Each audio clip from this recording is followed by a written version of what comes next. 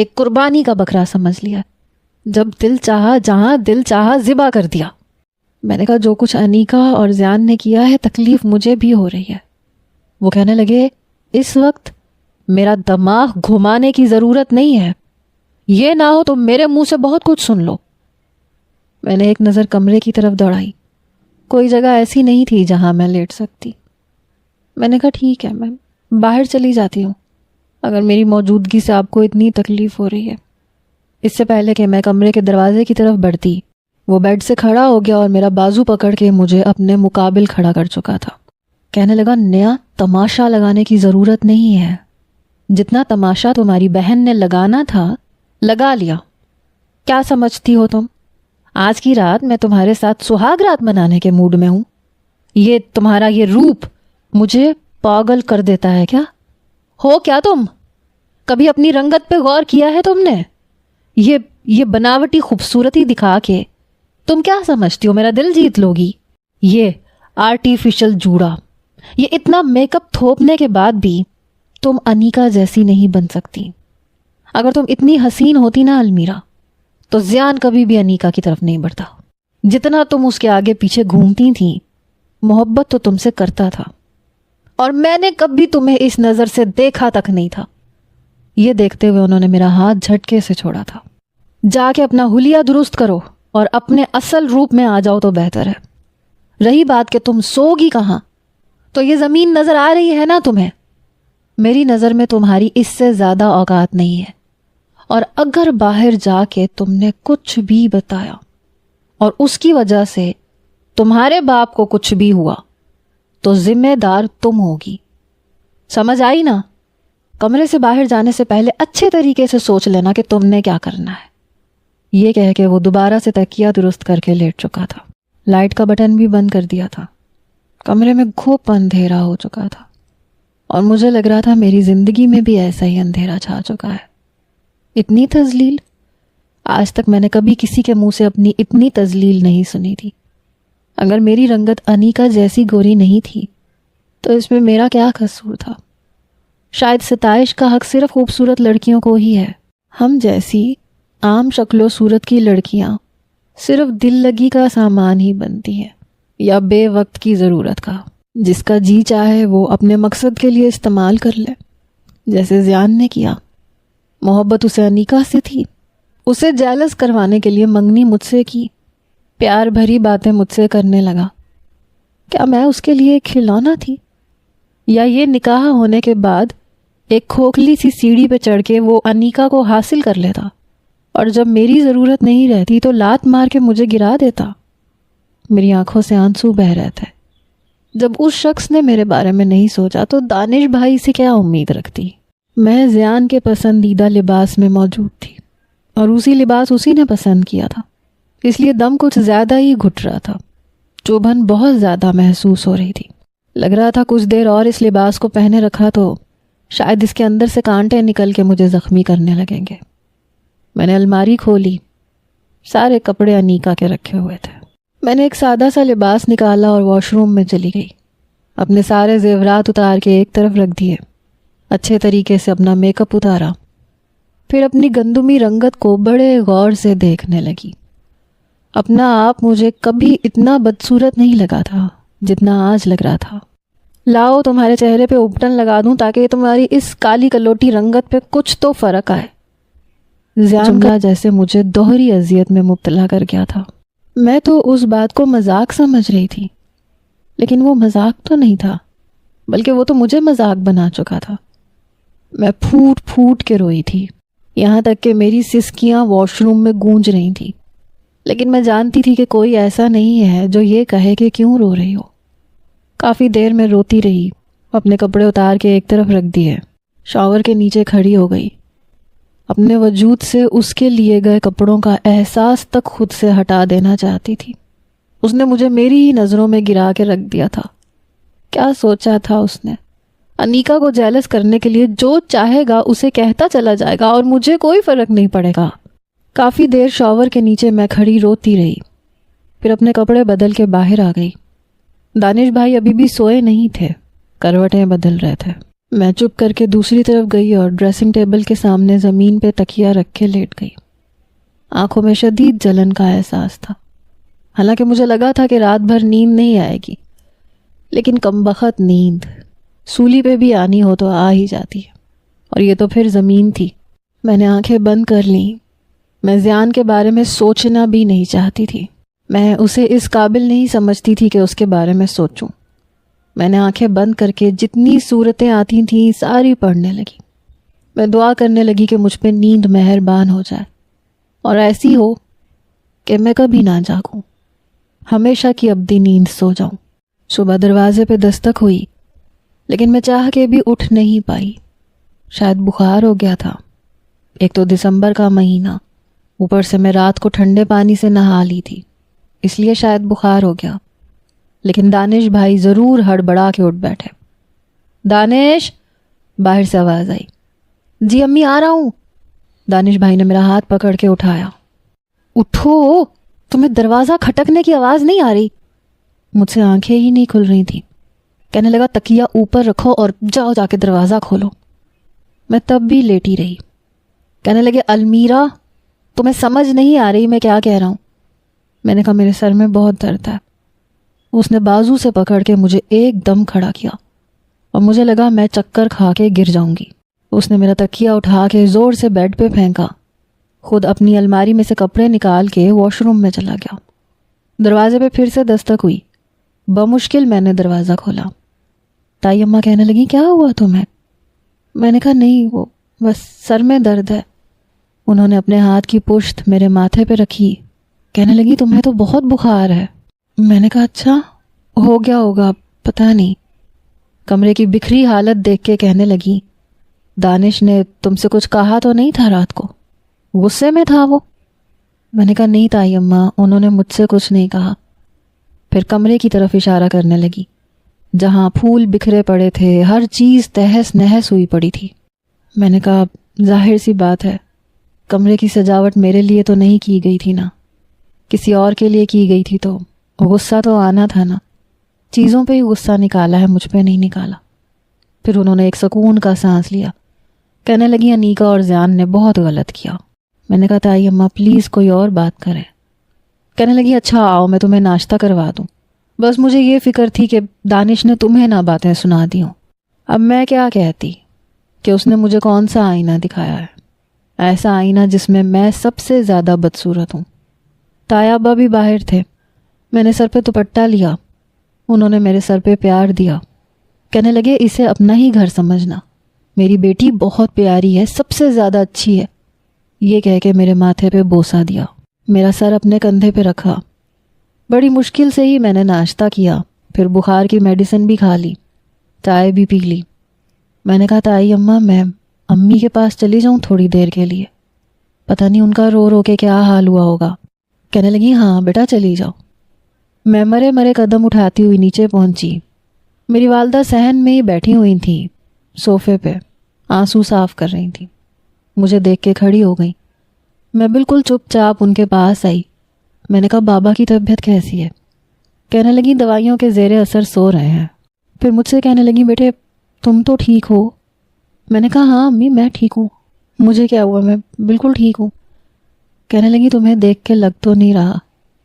میں چاہ کے بھی مسکرا نہیں پائی۔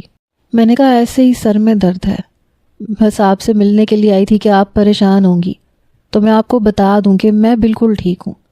بابا اٹھیں گے تو مجھے بتا دیجیے گا، میں ان سے ملنے بھی آؤں گی۔ کہنے لگی اللہ تمہیں ہمیشہ خوش رکھے۔ میں واپس اوپر آئی تو دانش ڈائننگ ٹیبل پہ بیٹھا ناشتہ کر رہا تھا۔ ایک نظر مجھ پہ ڈالی اور غصے سے ملازمہ کو بلانے لگا۔ کہنے لگا ہمارے کمرے کی بکھری ہوئی چیزوں کو ٹھیک کرو، صفائی کرو۔ تائی امی کہنے لگی بیٹا تھوڑی دیر آرام کر لو، پھر ولیمے کے لیے تیار بھی ہونا ہے۔ یہ سن کے دانش کا نوالا ہاتھ میں ہی رکا۔ کہنے لگا امی میں رات کو کہیں نہیں جاؤں گا، لوگ پوچھیں تو کہہ دیجیے گا میری طبیعت ٹھیک نہیں تھی۔ تائی اماں کہنے لگی کیا ہو گیا تمہیں؟ کیا لوگوں کے سامنے ہمیں ذلیل کروانا چاہتے ہو؟ کہنے لگا بس میں تھک چکا ہوں، اس سے زیادہ آزمائش میں نہیں دے سکتا۔ کہہ دیجیے گا بہت بیمار تھا، چلنے پھرنے کے قابل نہیں تھا اس لیے نہیں آیا، کوئی بھی بہانہ بنا دیجیے گا۔ یہ کہہ کے وہ چلا گیا۔ میری تائی اماں کی آنکھوں سے آنسو بہنے لگے جو مجھے ہی صاف کرنے پڑے۔ کہنے لگی اچھا نہیں کیا، میرے بیٹے نے بچپن سے اس لڑکی کے خواب دیکھے تھے، کتنے مان سے رشتہ مانگا تھا، اسی وقت انکار کر دیتی جب یہی سب کچھ کرنا تھا تو پہلے کر لیتی، کم از کم جگ رسوائی تو نہ ہوتی۔ زندگی کو ایک تماشا سا بنا کے رکھ دیا ان لوگوں نے۔ آگ لگے ایسی محبت کو، بھاڑ میں جائے ایسی محبت جو پورے خاندان کی عزت کا جنازہ نکال کے حاصل کی جائے۔ کتنوں کے دل ٹوٹنے کے بعد اگر 2 دل جڑ بھی گئے تو کیا فائدہ ایسے 2 دلوں کے جڑنے کا؟ شادی صرف 2 دلوں کا ملاپ نہیں ہوتا، خاندانوں کا ملاپ ہوتا ہے۔ میرے بیٹے کا دل توڑ کے رکھ دیا، ایسا تو کبھی بھی نہیں تھا، وہ زندگی سے بھرپور تھا، ہر رشتے کا احترام کرتا تھا، کتنے خواب سجائے تھے اس نے، سب کو توڑ کے رکھ دیا۔ کسی کے بارے میں نہیں سوچا ان دونوں نے۔ مجھے انیکا سے تو یہ امید ہی نہیں تھی، لیکن اس نے بھی اعتراف کیا کہ وہ بھی زیان سے محبت کرتی ہے۔ اکٹھے یونیورسٹی جاتے تھے، آتے تھے، وہیں سے ایک دوسرے کو پسند کرنے لگے۔ ہمیں لگا 1 سال چھوٹا ہے انیکا سے، دونوں ایک دوسرے کے ساتھ بہن بھائیوں کی طرح رہتے ہیں۔ اور پھر بچپن سے تمہاری والدہ نے اور میں نے یہ بات طے کر لی تھی کہ انیکا ہمارے گھر کی بہو بنے گی، اور وہ یہ بات جانتی تھی۔ یوں ہی تو ہر سال میں اس کے لیے اسپیشل عیدی نہیں لے کے آتی تھی نا، ہر بار عید کا جوڑا دیتی تھی، دل میں اس کے لیے کچھ الگ سے تھا تبھی دیتی تھی نا۔ کچھ نہیں بتایا اس نے بھی، پتہ نہیں اپنا دل کیسے بدل لیا۔ یہ بات تو میں بھی جانتی تھی، بچپن سے تائی اماں انیکا کو خاص اہمیت دیتی تھیں، اور افشین کی بھی انیکا سے بہت گہری دوستی تھی۔ اگر دل بدل گیا تھا تو افشین کو ہی بتا دیتی، میں بہن تھی، مجھ سے بات کر لیتی، دونوں نے ہی نہیں بتایا، شک تک نہیں ہونے دیا۔ تائی اماں کے منہ سے یہ بات بھی پتہ چلی کہ رات کو دانش بھائی کو لگا تھا کہ صرف زیان ہی انیکا سے محبت کرتا ہے اور اسے بلیک میل کر کے شادی کرنا چاہتا ہے۔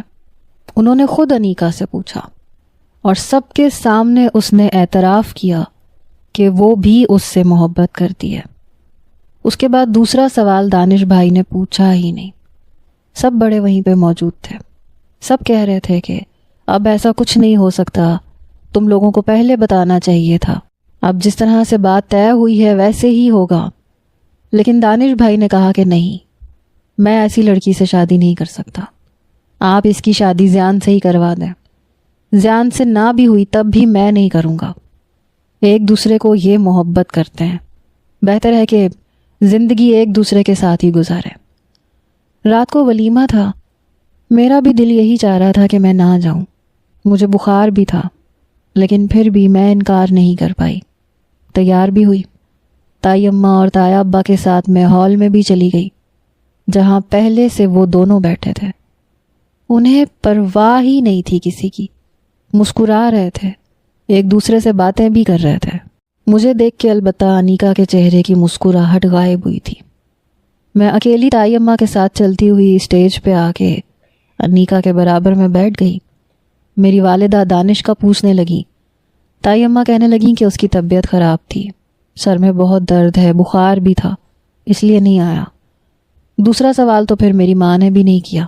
میں چپ چاپ کسی پتھر کے مجسمے کی طرح بیٹھی رہی۔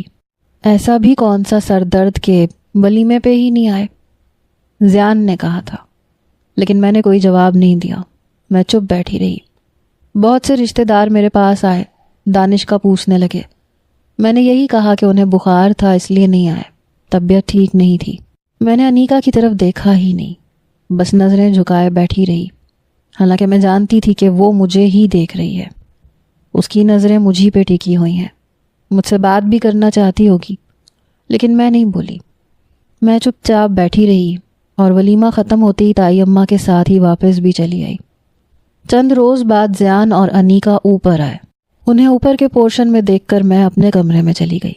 تائی امی اور تایا ابو سے معافی مانگ رہے تھے کہ خدا کے لیے آپ ہماری اس چھوٹی سی غلطی کو معاف کر دیں، کوئی بھی ہم سے ٹھیک سے بات نہیں کر رہا، سب آپ کی بات مانتے ہیں، آپ سب سے کہیں نا کہ ہمارے ساتھ اپنا رویہ ٹھیک رکھیں۔ تایا ابا کہنے لگے تم لوگوں نے جو کچھ کیا ہے کچھ وقت تو لگے گا، لیکن وہ دونوں ہاتھ جوڑ کے منت سماجت کر رہے تھے۔ تایا ابا نے پھر سب کو بلا کے یہ کہا کہ جو ہونا تھا ہو گیا، بچے تو یہ ہمارے ہی ہیں، اس لیے سب لوگ اپنا ان کے ساتھ رویہ ٹھیک رکھیں۔ لیکن میری چچی کے ماتھے پہ بل پڑے ہوئے تھے۔ دانش تو سب میں بیٹھا ہی نہیں تھا، نہ کسی کی بات سنی نہ کوئی جواب دیا، لیکن مجھے وہاں تائی اماں کے ساتھ بیٹھنا پڑا۔ میں نے ایک نظر بھی زیان اور انیکا کی طرف نہیں ڈالی تھی، اتنی ہمت ہی نہیں تھی، خود کو مزید اذیت میں نہیں ڈال سکتی تھی۔ بہرحال جب میں اوپر واپس کمرے میں آئی تو دانش اپنی الماری میں سے شرٹ نکال کے بیڈ پہ پھینک رہا تھا۔ میں نے کہا یہ آپ کیا کر رہے ہیں؟ کہنے لگا اس کو اس طرح سے طے لگاتے ہیں، ذرا سا طریقہ سلیقہ نہیں ہے تمہیں، یہ اپنا عروسی لباس دیکھا ہے تم نے؟ بنا ہینگر کے ڈالا ہوا ہے الماری میں۔ دیکھو میں اگر تمہیں برداشت کر رہا ہوں نا تو میری برداشت کا امتحان مت لو۔ میں نے کچھ نہیں کہا، عروسی لباس اٹھایا اور ویسے ہی نیچے چلی گئی، سیدھی چچی کے پورشن میں گئی۔ مجھے دیکھ کے چچی کچھ حیران ہوئی، ہاتھ میں وہی عروسی لباس دیکھا، وہ جا کے میں نے زمین پہ پھینک دیا۔ میں کہا چچی یہ زیان کو دے دیجیے گا، یہ اس کی پسند کا تھا، اسے کہیے گا اپنی بیوی کو پہنا دے، مجھے اس کی ضرورت نہیں ہے۔ اسی وقت انیکا کمرے سے باہر آئی، میری بات بھی سن چکی تھی اور زمین پہ پڑا عروسی لباس بھی دیکھ چکی تھی۔ یہ کہہ کے میں اوپر کا زینہ چڑھ گئی۔ چچی مجھے پکارتی رہ گئی، المیرا میری بات سنو، جا کہاں رہی ہو؟ جب میں واپس کمرے میں آئی تو دانش کمرے میں نہیں تھا، البتہ پوری الماری زمین پہ پڑی ہوئی تھی، سب کچھ وہ بکھیر چکا تھا۔ میں نے تائی اماں سے پوچھ کے اس کے سارے کپڑے طریقے اور سلیقے سے الماری میں رکھے۔ اس کے بعد میں کچن میں آئی، تائی اماں کہنے لگی کہ تم کیا کرنے آئی ہو، جاؤ جا کے بیٹھو۔ میں نے کہا بیٹھ کے کیا کروں گی، آپ بتائیں کیا بنانا ہے، میں پکا لیتی ہوں۔ تائی اماں کے ساتھ مل کے ہی میں نے کھانا بنایا، لیکن پہلی بار بنایا تھا اس لیے کہیں نہ کوئی گڑبڑ ضرور ہو گئی تھی، اور وہ مجھ سے ہوتی تھی، میرے اختیار میں نہیں تھا۔ کھانے کا پہلا نوالہ لیتے ہی دانش کہنے لگا امی کھانا کس نے بنایا ہے؟ تائی اماں کہنے لگی المیرا نے بنایا ہے، مجھ سے پوچھ کے ہی بنایا ہے۔ دانش نے نوالا پلیٹ میں پھینک دیا، کہنے لگا خدا کا واسطہ ہے، ایک رات کی روٹی کھانی ہوتی ہے مجھے گھر پہ آ کے، اگر آپ کو اتنی بھاری لگ رہی ہے تو بتا دیں، میں بازار سے کھا لیا کروں گا، اپنی بہو کے تجربے مجھ پہ مت کروایا کریں۔ کھانا بیچ میں چھوڑ کے وہ کمرے میں چلا گیا۔ تائی اماں کہنے لگی چھوڑو، ایسے ہی غصے میں ہے، تم کھانا کھاؤ۔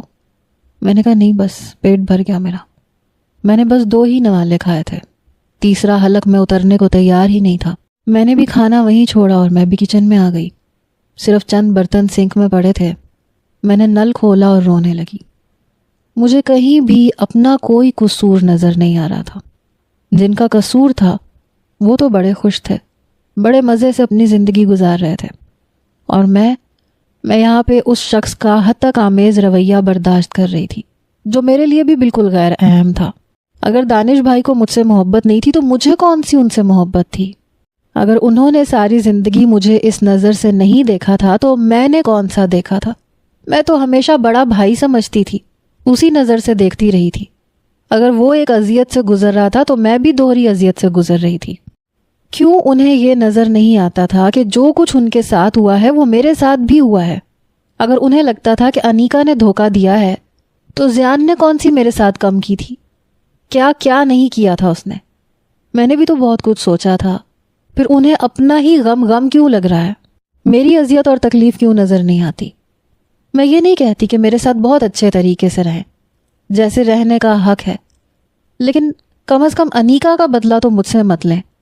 میرا کیا قصور تھا؟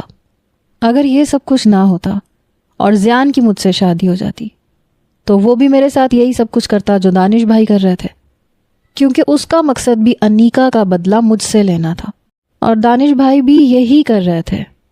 مجھے بھی تو پتہ چلتا کہ میں انیکا کی غلطی کی سزا کیوں کاٹ رہی ہوں، کوئی میرے بارے میں کیوں نہیں سوچتا۔ کچن کے سارے برتن دھونے کے بعد بھی میں کچن کی گول میز کے سامنے ہی بیٹھی رہی۔ رات کے 1 بجے کمرے میں گئی، تب تک دانش سو چکا تھا۔ میں زمین پہ لیٹ گئی۔ چند دن بعد میری والدہ نے مجھے نیچے بلایا۔ میں نیچے گئی تو انیکا اور زیان موجود تھے، آپس میں ہنس رہے تھے، باتیں کر رہے تھے۔ میں سیدھا اپنی والدہ کے پاس گئی۔ جی امی آپ نے بلایا تھا؟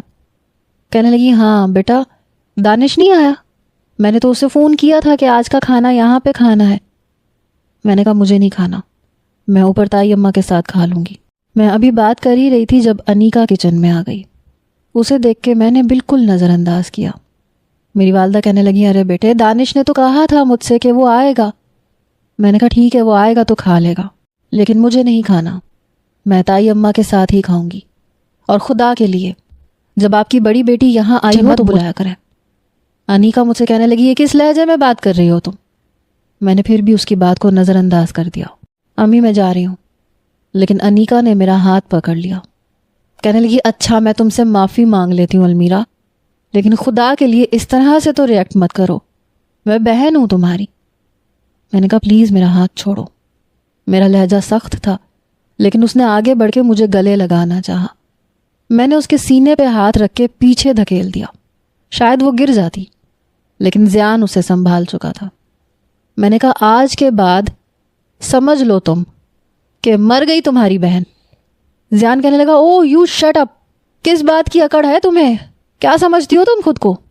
یہ انیکا کا ظرف ہے کہ تمہیں گلے لگا رہی ہے, پچھلی ساری باتیں بھلانے کی کوشش کر رہی ہے. میں نے کہا تو میں نے کب کہا ہے کہ ظرف دکھائے؟ جیسا ظرف تم دونوں نے دکھایا ہے نا, اپنے اسی ظرف کے ساتھ اپنے گھر میں خوش رہو. میرے پاس آنے کی یا مجھ سے بات کرنے کی کوشش مت کرنا. کہنے لگا, مجھے پتا ہے تمہیں آگ کس چیز کی لگی ہوئی ہے. تمہارے اندر حسد ہے اور حسد کبھی ختم نہیں ہوتا. تم سے یہ برداشت ہی نہیں ہو رہا کہ تمہیں چھوڑ کے میں نے اپنی محبت کو کیوں پا لیا. میں نے کہا مائی فٹ مسٹر زیان, جوتے کی نوک پہ رکھتی ہوں میں تمہیں اور تمہاری محبت کو. وہ کہنے لگا, وہی تو رکھ نہیں پا رہی تم, برداشت نہیں ہو رہا نا تم سے. یہ کہہ کے اس نے انیکا کی کمر پہ ہاتھ رکھ کے اسے اپنے قریب کیا. کہنے لگا, دیکھا نہیں جا رہا تم سے یہ سب کچھ, اس لیے منہ سے آگ اگل رہی ہو. میرا جی چاہا میں اس شخص کا گلا دبا دوں, اسے جان سے مار ڈالوں, لیکن میں سیڑھیاں چڑھ کے اوپر آ گئی. میں نہیں جانتی تھی کہ دانش آ چکا ہے. میں اپنے کمرے میں آئی, دروازہ بند کیا اور دروازے کے ساتھ لگ کے پھوٹ پھوٹ کے رونے لگی. تبھی اچانک سے واش روم کا دروازہ کھلا. دانش اپنے گیلے بالوں کو صاف کر رہا تھا. اسے دیکھ کے میں نے جلدی سے اپنے آنسو صاف کیے تو میرے پاس آ گیا. کہنے لگا, کیا ہوا ہے, کیوں آ گئی اور رو کیوں رہی ہو؟ میں نے کہا نہیں میم, میں رو نہیں رہی, میں ٹھیک ہوں بالکل. کہنے لگا, پھر اوپر کیوں آئی ہو, دعوت ہے نا نیچے تمہاری, جاؤ جا کے انجوائے کرو اپنی بہن اور بہنوئی کے ساتھ. میں نے کوئی جواب نہیں دیا. میں واش روم جانا چاہتی تھی تاکہ اپنا منہ دھو سکوں, لیکن وہ مجھے بازو سے پکڑ کے دیوار کے ساتھ لگا چکا تھا. اتنے آنسو کیوں بہہ رہے ہیں تمہارے؟ زیان کو دیکھ کے تکلیف ہو رہی ہے یا مجھے زیان کی جگہ دیکھ کے زیادہ تکلیف ہو رہی ہے؟ میں نے کہا, میرا ہاتھ چھوڑ ہے, مجھے بھوک لگ رہی ہے, میں نے باہر جانا ہے. کہنے لگا, میری بات کا جواب دو, زیادہ تکلیف کس بات کی ہو رہی ہے مجھے زیان کی جگہ دیکھ کے؟ میں نے اپنا ہاتھ اس کے ہاتھ سے چھڑوانے کی کوشش کی, لیکن وہ اپنا چہرہ میرے چہرے کے بالکل قریب کر چکا تھا. جواب دو المیرا, جواب سنے بغیر تمہیں چھوڑوں گا نہیں. رونا کس بات پہ آ رہا ہے؟ وہ بہت غصے سے دانت کچکچا کے بول رہا تھا. میں نے اگلے ہی لمحے پلیٹ میں کھانا ڈال کے دے رہے تھے. زیان کو تو انہوں نے پوچھا تک نہیں, زیادہ اہمیت مجھے اور دانش کو دی. کھانے کے بعد ہم لوگ اوپر آ گئے. شکر تھا کہ میرے گھر والوں کے سامنے دانش کا رویہ ٹھیک تھا. کمرے میں آتے ہی میں نے کپڑے تبدیل کیے, منہ رگڑ کے دھویا اور تکیا اٹھا کے زمین پہ رکھ کے لیٹ گئی. اپنا رخ بھی دوسری طرف کر لیا اور سو گئی. اگلے روز میرے تایا ابا کہنے لگے کہ حیدرآباد میں ان کے چچا کے پوتے کی شادی ہے, سب لوگ جائیں گے, سبھی کو بلایا ہے, بہت شاندار شادی کرنی ہے انہوں نے, بیٹا تم اور دانش بھی تیار ہو جانا. لیکن دانش نے منع کر دیا, بابا مجھے آفس کے کچھ ضروری کام ہے, میں نہیں جاؤں گا, آپ المیرا کو ساتھ لے جائیے گا. تائی اماں کہنے لگی, تم کیوں نہیں جا رہے, کتنا برا لگے گا بیٹا کہ وہ اکیلی جائے, سب لوگ جا رہے ہیں, تم بھی ساتھ جاؤ. مگر انہوں نے صاف انکار کر دیا.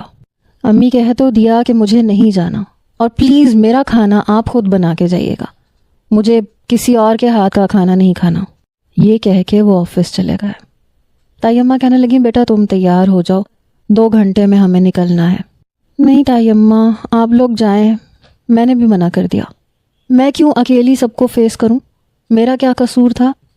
تائی اماں کہنے لگی بیٹا اکیلی گھر پہ کیا کرو گی، سب لوگ جا رہے ہیں. میں نے کہا میں رہ لوں گی، آپ میری فکر مت کریں. وہاں سب لوگ مجھ سے سوال کریں گے کہ اکیلی کیوں آئی ہو، اور میں بار بار یہ جھوٹ نہیں بول سکتی کہ میرے شوہر کو میرے ساتھ آنا جانا پسند نہیں ہے. یہ کہہ کے میں اپنے کمرے میں چلی گئی. تائی اماں بھی سمجھ گئی تھیں، اس لیے دوبارہ مجھ سے کچھ نہیں کہا. دانش کے لیے کھانا وہ خود بنا کے گئی تھی. جب سب لوگ جا رہے تھے تو میں کھڑکی کے پاس ہی کھڑی تھی. انیکا بے حد پیاری لگ رہی تھی، رنگت پہلے سے بھی زیادہ کھل گئی تھی. جان بوجھ کے اس کے بالوں کا کیچر اتار کے اس کے ہاتھ میں پکڑا رہا تھا. کہہ رہا تھا جانے من بالوں کو ایسے کھلا رہنے دو، ایسے زیادہ پیاری لگ رہی ہو. سب لوگ تیار ہو کے ہی گئے تھے کیونکہ جب تک انہوں نے پہنچنا تھا شادی کا فنکشن شروع ہو جانا تھا. اچھا ہی ہوا کہ میں نہیں گئی، ورنہ ان دونوں کو دیکھ کے میں دوہری اذیت سے گزرتی. نہ چاہتے ہوئے بھی میری آنکھوں سے آنسو بہہ رہے تھے. کاش کہ میں دانش بھائی سے شادی سے انکار کر دیتی اگر بابا کی طبیعت خراب نہ ہوتی. وہ ایک بے حس شخص ہے. آئی ہیٹ ہم. رات کے 8 بج رہے تھے. میں کھانا بھی کھا چکی تھی لیکن دانش ابھی تک واپس نہیں آیا تھا. 9 بجے بارش شروع ہو گئی. کافی دیر میں کھڑکی سے باہر بارش کو برستے ہوئے دیکھتی رہی. جان کے بچے چھوڑو میرا ہاتھ، مجھے ڈر لگتا ہے، میں بارش میں نہیں جاؤں گی. ایسے کیسے نہیں جاؤ گی، سب بارش میں نہا رہے ہیں، چلو نا المیرا. وہ زبردستی مجھے بارش میں لے جا چکا تھا جہاں پہلے سے انیکا اور افشین نہا رہی تھیں. کبھی کبھی انسانوں کی آنکھیں کتنا بڑا دھوکہ کھا جاتی ہیں. سامنے سے محبت دکھانے والا شخص اندر سے کیسا ہوتا ہے پتہ ہی نہیں چلتا.